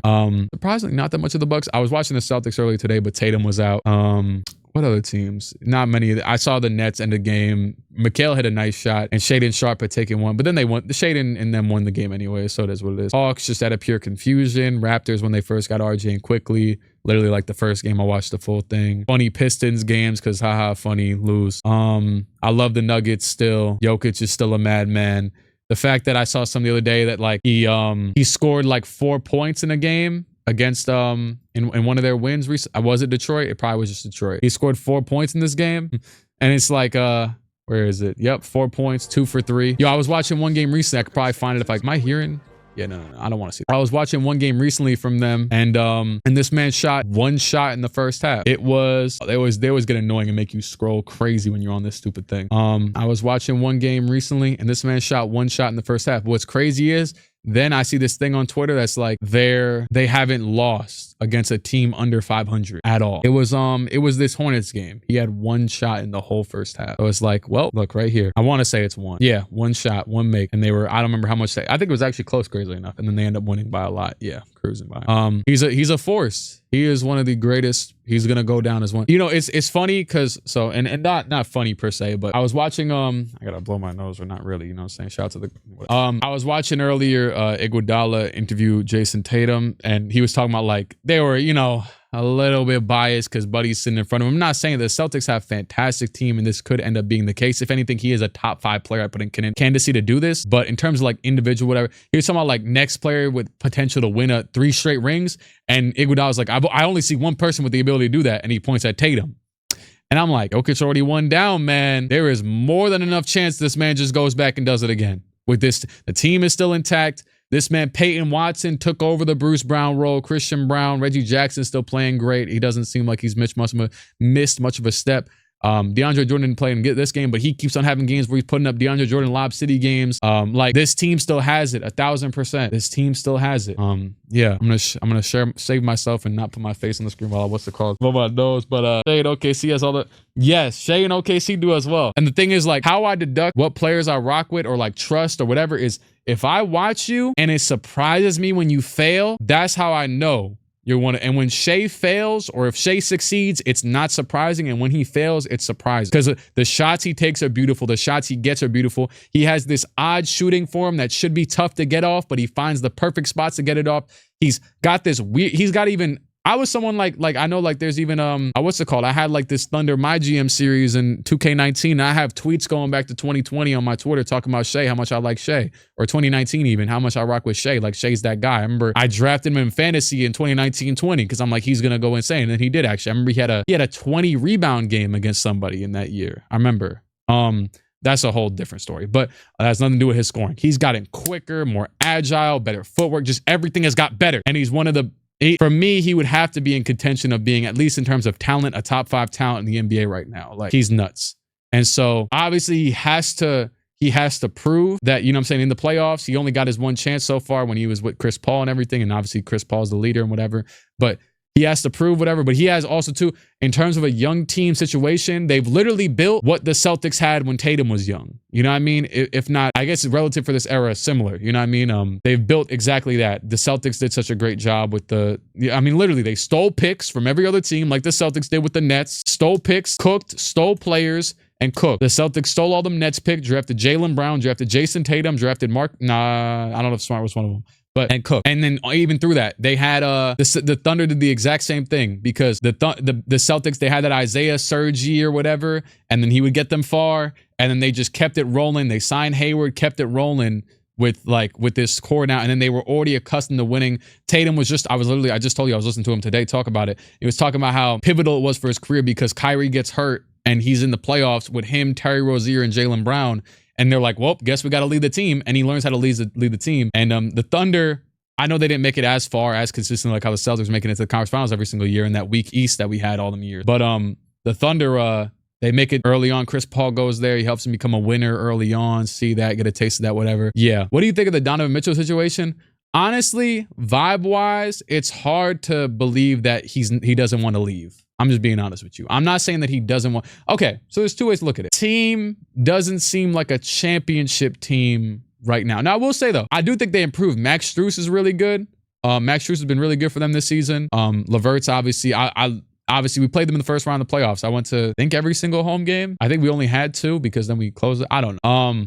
Or no, they had home court, I want to say, and then we had the 2 after that. So yeah, we only had 2, I'm pretty sure. And then Levert, scary dude when he's on one. I was always way more scared of him than when Isaac Okoro was in. I don't know how Okoro was doing, but sorry to hate. But yeah, this dude, Craig Porter Jr., randomly play good. I think they don't play him as much though. But I guess right now, so the big thing, the big story was that Garland got injured and Mobley got injured. They're like, oh, well, Donovan's going to be gone. But you know, as of right now, when that first happened, I could agree. Like, it seems like they're probably going to tank, not tank purposefully, but like they're going to tank in standings. And then Donovan's probably going to leave in the offseason. But as of right now, I mean, they've held on to it. So my instinct was to say that he's probably going to leave. But at the same time, he might not. He might stick around. Cause they've been doing well. Yeah, they had this I mean, that's San Antonio. I think I was watching this game. Yeah, and I think Victor was doing some crazy stuff at the end of this game, I'm pretty sure. And it was he should have. I wish he could have won that one. And then Jeremy Sohan had thrown the ball out of bounds. It was nasty. That man is all over the place. But there's still though. Look, I had confidence in my team. I didn't even have like overt confidence. Oh yeah, we gonna win this series. I'm like, hopefully win the series. We went into against the Cavs because I'm not gonna lie. Shoot, I see the Cavs win the championship in 2K every single time I simulate. This team has great young talent. You know what I'm saying?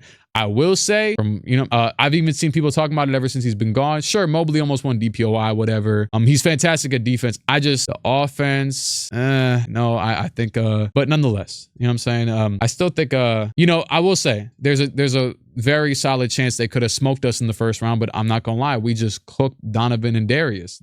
This man Darius put up the date of the game. You know, people always put up tour dates. I've never seen a player put up the actual date of the game. He put up 421 on 421. So like they really were just selling as well. So if they go back and don't sell, they might smoke everybody. I don't know. It's still a very talented team. Yeah. What would you want? No. I don't want the Knicks to give up nothing for Donovan right now because he's a free agent. I know that, like I even said earlier, you know what I'm saying, you could whatever and also I don't think the Cavs want to trade him. I think they rather run the risk because it's like this is a very, I mean, he's the franchise changing player. He's right now they're playing. It's weird because you think about it. Now that I think about it in this way, it's like, oh, it's actually not that surprising that they're winning because, I mean, Donovan's probably playing with a team right now that like is similar in talent to what he had in Utah. So and he's winning. You know what I mean? But it's like, but then you add two bona fide, possibly borderline all-stars to it with Garland and I guess Mobley for his defensive purposes. And it's like, yeah. But I'm not gonna lie though. Every time Mobley got the ball when we were playing them, I was cheering because this man Mobley at that point in time, which was only a few months ago or a year ago almost now, didn't have an offensive move member to man. But obviously he's still young. He could develop it. Someone who's impressed me a lot from his same draft class this season is Scotty Barnes. This man Scotty Barnes started hitting three at like 40%. I'm like, damn. Levine, this man Levine on this contract right here, but add another. This man Levine's gonna be making like 50, 60 million in 2027, 28, or like 2026, 27. The worst contract in the NBA, probably. I can't think of any others. But Jordan Poole, maybe. But one of the worst contracts. At least Jordan Poole's on a bad team. The thing with Levine is that he's trying to leverage his way into a good team, and the good teams in turn have to give away a lot of cap space. That is where I see like, speaking of the Knicks, just for like, you need a player like an Evan Fournier where we're paying him $16 million and you could just trade him to, because I've heard them talk about maybe like Jordan Clarkson or Malcolm Brogdon or something of that regard. And that's, that could damn near work straight up almost. But that's because those players aren't getting paid $50 million. Well, I think Levine right now is probably getting paid like 30 to 40, maybe early. I don't want to say early, but low 40s. Yeah, but the Lakers gotta, if they wanted him, they gotta give up a good amount of stuff for it. But it's possible. I mean, I think with the Lakers, man, you just stuck there at this point. You gotta just keep shooting for the fences. When you got LeBron in your team, like it's happened every single year, damn near, on LeBron-led teams, and it's gonna continue to happen. Probably the only year it didn't happen is the bubble happened right after the bubble happened. I mean, the pandemic happened right after the trade deadline, so it might have happened that year as well. But it also happened the year that the only year that it probably didn't happen is the year that he got injured in 2019 on Christmas and didn't come back. Aside from that one year, 2018, a lot of these years they just make rapid fire trades at the deadline. 18, I think, was the craziest of them all because that's when he had that trash team. They traded at the deadline. They had traded D Rose. They traded Korver, I want to say, or no. They had Korver through the final. They had got Rodney Hood, Jordan Clarkson. They got George Hill, I want to say. They got what's his name, Larry Nance Jr. They just changed the entire dichotomy of the franchise. They traded Shumpert, they traded Derrick Rose, they traded Isaiah Thomas, they traded the whole damn team. And but the thing is because hey, Harden be talking about it. LeBron is about it. When it comes to being a system, LeBron is a system and always will be as long as he's in the NBA, unless he really declares himself to a backup secondary role. And especially when you got Anthony Davis next to him too. So as long as they got those things, shoot, LA will not care if they gotta even mourn and not have anything in 3 years. As long as they tried their hardest with LeBron and Anthony Davis in the franchise, that's all they care about right now. And they actually have to do a better job, because the Russell Westbrook thing was the dumbest thing in the world. I'm sitting here, I'm with 4 of my friends. We were about to watch the draft because it was the day of the draft. I was with my friends, and we're like, what the hell are they doing the day it happens? It doesn't matter that he averages. He doesn't fit. He can't shoot. He can't. It's a ball dominant player on a team with 2 ball dominant other players. Like, why are they trading? Just the dumbest thing in the world when they traded for that best. With all due respect. Yeah, Wade. They got rid of Wade. Which actually, I was just talking to my guy Trey, and he was talking about how he wishes they kept Wade, which would have been even a couple of those players. Obviously, Derek ended up really good when he went to the Timberwolves the next year. Or actually, he might have went the end of that season. Yeah, he did. He went the end of that season. And then he really cooked on Halloween that next year when he dropped 50. Sorry, I've had it on 2K24 the entire time. I thought I was going to play earlier. But I've been talking about basketball for 1 hour and 30. I've been recording this, so I'll probably just upload this on some. As you could tell, I've been in my basketball bag recently, just letting it flow or whatever. But you think Timberwolves can get a ring this year? Ring? You know, look, man, this is the least confident I could ever be in my life about teams going to the final. It could be the Wolves. It could be the Thunder. It could genuinely be the Nuggets. It could be the Clippers. Hypothetically, it could be the Kings. Shoot, Luka Doncic, he's supposed to win all these rings and become a GOAT, right? Or be top 5 player. It could be him. I know the team sucks, but it could be him. He made the conference finals with a bad team a few years ago. Pelicans, wishy-washy, whatever. Suns had a lot of injuries, dealt with stuff. They got Kevin Durant, Bradley Beal, and what's his name? And they actually, and we all said it when they did all of this stuff in the offseason, they actually signed a pretty good crop of role players. Not a perfect team. They could do it. The Lakers, I wouldn't say so right now. Pretty bad. After that, I'm going to say no, honestly. Things could change. Trades could happen. Overall, just things could change. Coaches could be fired. Over here, Celtics, very well could happen. I feel like they're actually the favorite, right? Bucks, very well could happen. I know they've had their on and offs, but they're still 25-12 for the love of God. 76ers, you still got to give them their credence because, you know what I'm saying, they do this well. They got the MVP more than likely. And yeah, they don't have the great, but to be fair, to take the contrary for a second, it feels like every year MB goes to the playoffs, even when he has these stars, except for that year that they got bounced by Kawhi, quite literally. It feels like he be having these underperforming, like the Simmonses. Certain years Tobias was underperforming. Then you had Harden halfway underperforming, and then sometimes dropping 40, and he still makes it to pretty deep second round. So he could potentially shoot. Maxey might be a more consistent player than a lot of the players I just named. You got Maxey. You're supposed to have this great lineup with like Batum and Tobias, and you got Kelly Oubre. You got DeAnthony Melton is fantastic. I rock with DeAnthony Melton. I know he's injured right now. I don't know how long, but I just saw in fantasy. I'm gonna be honest with you. Yeah, like they got Paul Reed. He's all right. They could, once again, Miami. You can never count them out. They've just made the finals 2 times in the last 3 years, or whatever. 2 times in the last 4 years. They made the conference finals damn near every single year, except for the year that the Hawks made it.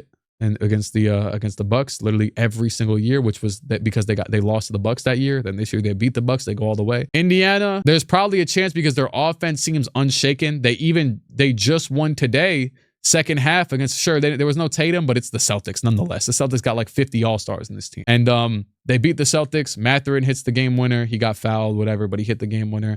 He was hitting crazy shots. They got Bruce Brown now, who was obviously just a pivotal piece. So they're whatever. They're great. In terms of just making deep runs, I'm not saying they're going to win a championship. I guess now at this point, oh yeah, I literally skipped the Magic. I rock with Paolo. Probably just at the same time though, deep playoff teams, like literally, I'm not even saying like Magic, Pacers, Cavaliers, Knicks. Probably none after that, unless like the Raptors have some sort of surge and like Scotty's incredible or whatever. I don't know. It's very possible. Or the Hawks have a surge because I don't know about these 2 teams right now. But these teams right here could all potentially knock out these teams. I don't know about Celtics. Celtics are insane. Bucks are kind of insane. But Sixers, Heat, they can knock out each other. It's going to get in.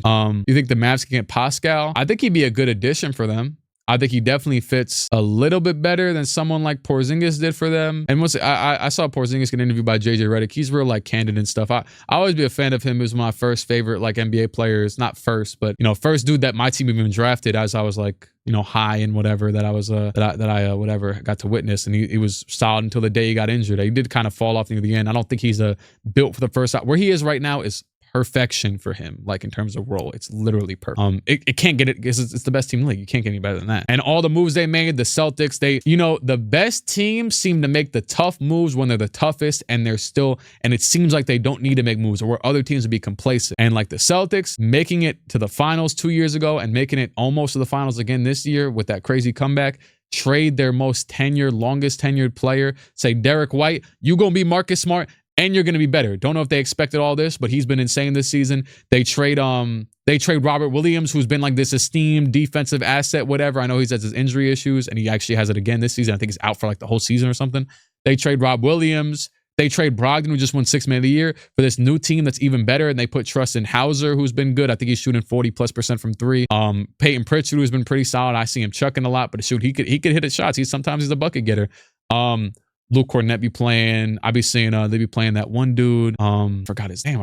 But yeah. Celtics are I wouldn't be surprised if this was their year though. I don't think anybody would, but O'Shea Brissett, that's one of them. And I was thinking of where is Nemius Keita. I see him playing a lot. Okay, see, hey, the trade deadline is going to be very interesting this year because it just feels like the NBA gets more and more interesting and caters in a weird way. It might be some sort of Illuminati deal towards like the stuff that fans love, which is the trades, the crazy off seasons, all that. It just seems to get crazier and crazier every season. I don't think the free agency was that crazy this year, but obviously there was the KD saga there was the KD saga, the Kyrie thing, the Harden thing again. We're getting some other stuff, but there was a lot obviously, and it's just there's a storyline. There's a genuine. If I look back, can I look at? Matter of fact, I think you can look at, you can look at stand.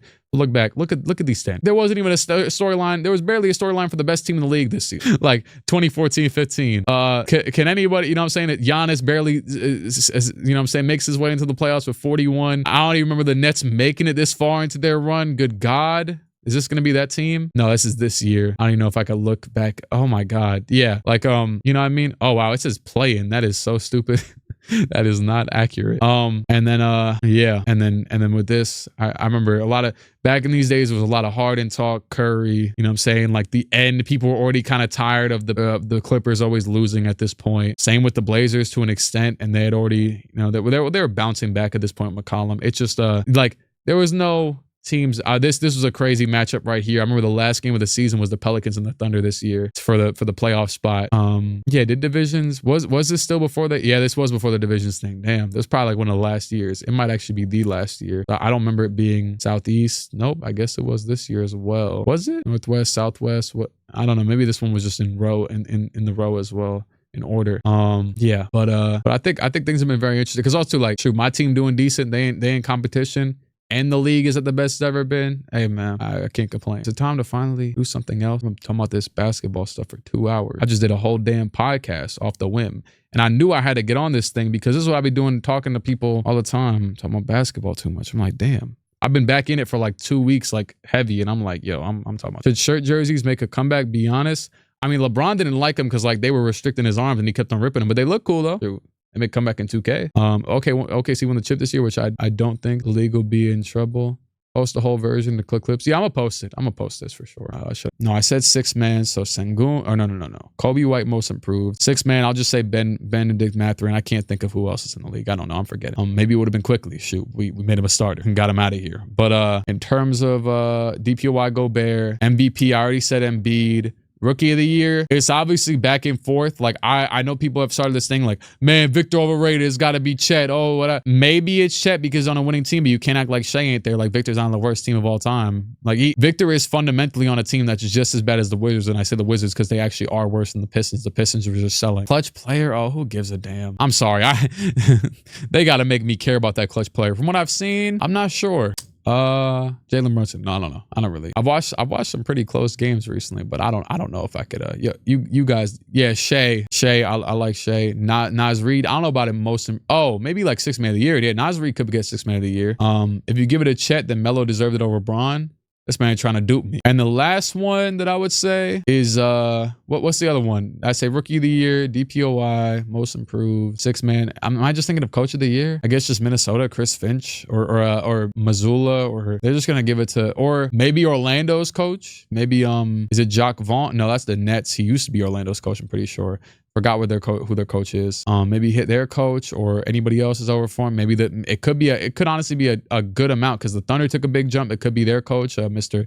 Dagnall. It could be him. Yeah, Mosley. There's a lot of different ones because like you could say the Thunder took a crazy jump, but the Timberwolves also took a crazy jump. So like, you know what I mean? You could say it's front office based, more of this, whatever. It's gonna be a close race. Like last year, it was Sacramento. I watched like a portion of Mike Brown. He was doing an interview and he was the first unanimous ever, which is kind of crazy, but not crazy because it's usually kind of all over the place. Big Dog of the Year award. What should be the criteria of that award? Big Dog of the Year award. Paolo, maybe. He's a cool dude. Kings went crazy last year just for Sabonis to disappear last minute. Yeah, he did disappear. By the way, I really do like I was watching a lot of Embiid stuff. This is something I didn't say in that recording, but I was watching a lot of Embiid stuff, and he's so good. It just sucks that he I was watching all of his shot attempts during the playoffs last season, and he doesn't sell. And what I mean by sell is that he doesn't take bad shots. He's always taking these good shots and whatever. And it just sucks that and you know, he's definitely, I was only watching one run, his most recent one, but like he's definitely had times where he's sold in the past. I literally remember witnessing probably. But you know what I mean? Yeah, hopefully it just, obviously though, hey, you're not Jokic, but you are good. You are great. Who got the most dog in them this season? My guy, no. Probably Jalen Brunson, little self. Because I would love Jalen Brunson even if he wasn't on my team. That's the thing. But nah, but Paolo low-key might have the most dog if I really think about it, because like you leading the Magic, I'm not even saying the Magic are bad, but just the stigma, you know, it's like I would have, when you actually, I thought of Fox, because like Fox even won clutch player last year, like Fox leading his team to the what's it called, like that's top tier. Most dog every team that plays the Pistons. I rock with Scotty Barnes. It might just be Paolo. Tyrese had over 100 assists with 8 turnovers. Tyrese Halliburton, yeah, he's nuts. Hopefully he that injury, because they got to do that MRI. Hopefully his injury isn't too bad. Mitchell Robinson helped Wemby in a choke. Oh yeah, I do remember that. Damn, I felt like it was a season ago. That was like only 3 months ago. Damn. I was just trying to think of who it would be. Think of like an underdog shoot. I low-key thought of Nas Reed when you said it. That's a guy right there. That's a cool guy. That meant Nas Reed be moving. Oh, I didn't mean to go to that. Oh yeah, this is what my team. Yeah, I know they said it's a strip, but they said it's gonna be an MRI tomorrow though, and that can determine how long he'll be out. Because strain could be probably anywhere from like 2 weeks to month plus. Like for example, you've seen players get an ankle sprain and come back in a week or two, right? This man LaMelo Ball got an ankle sprain at the end of November, and he's been out since. He hasn't came back. Who's been as consistent as Halliburton in terms of passing? I think that Magic. I think those 3 that you just named are just as good as in terms of like relative for their era. You got to realize too, those dudes are fantastic passers when the floor wasn't even spaced. And I'm not saying that doesn't, because they would tell you right now that this is insanely impressive what he's doing, and same with like a Jokic or whatever. But those dudes were fantastic passers even when the floor wasn't even spaced. So I got to give it to you know, like for example, Nash even was benefiting off of the fact that they were spacing the floor and running and gunning, and that, you know what I'm saying, opens up things. So yeah, but and leading the best offense at that time. It's funny. He's quite literally synonymous, but let's just be honest, better than, and I don't mean to say that in some controversial way, but like, you know, the league is just better now. Let's just be honest. There's probably 20 players in the league right now that are more talented than like MVP Steve Nash was. And obviously it was much more, the dependency on record changed a lot when Westbrook won it, because Westbrook won it as a 6th seed. And I still to this day was confused. I'm like, Harden was the 3rd seed and he had very similar numbers, and you know, just gassing it up because he had all these triple doubles when Harden was 1 rebound off of a triple double or something like that. And I think averaged more assists and maybe more points, or maybe just under, led his team to the 3rd seed and then beat him first round. I don't know. But that was when I think the change came, that now they start to give it to less. And I think it works for this era, because nowadays, like the teams are genuinely like, you could be a 6th seed, but be 1st seed worthy. Back in that day, I mean, you'd see it. The Spurs were making the finals damn near every other year, like every single year. The Lakers, you know what I'm saying? Eventually, when Kobe came back and made it again in the beginning with Shaq, like, you know what I'm saying? That teams you were dominating for a minute. That's why I say with that whole big three, that three-peat thing, it's going to be tough for a team to do it, because it's so all over the place right now. My team is wicked though. I don't know why I did this, but Jordan averaged 36 points without today's spacing and 3-pointers. What you mean? Slightly better Jimmy Butler? Oh yeah, buddy tweaking. I don't know what you're talking about. Yeah, that dude's tweaking. He's tweaking. You don't. Yeah, no. I think, you know what's funny, actually, my mom brought that up to me the other day about Michael, and she was talking on like some like obviously it's never on no like hot take NBA Twitter type person, but she was like, how good would like Jordan be? And I'm like, oh no, like it would still be Michael Jordan, especially when like you see someone like Kevin Durant dominating in the mid-range area, still averaging 30 points in multiple seasons. I think 31 this season it was at one point, on 60% from the mid-range with the space floor. Plus Jordan was over here shooting over 2 people at almost every single given time. I literally, actually, I'm such a nerd. I pulled up his highlight reel and I'm like, watch this. And it was like his 90-something season. It was like one of them GOAT season videos. And you look, and every single moment, this man's rising up, crazy lift on the shot and shooting over 2 people at almost any given moment. Thank you, dog. I appreciate it. My guy, your Garge. So that's who was my mom's favorite? Is just Ewing or Melo? Damn, I don't know. Favorite, what's it called? Favorite basketball player? Probably just like a Melo or something. Yeah, probably just something like that. I don't think she just likes whoever I like, honestly. She was watching a lot last playoffs. She would like be like, I come home from the Knicks game, she'd be like, oh, this happened, that happened, every single thing that happened. I'm like, yep, yeah, you know, you definitely tapped in, attention to detail. Is my hottest take for, okay, that's fair. That's fair.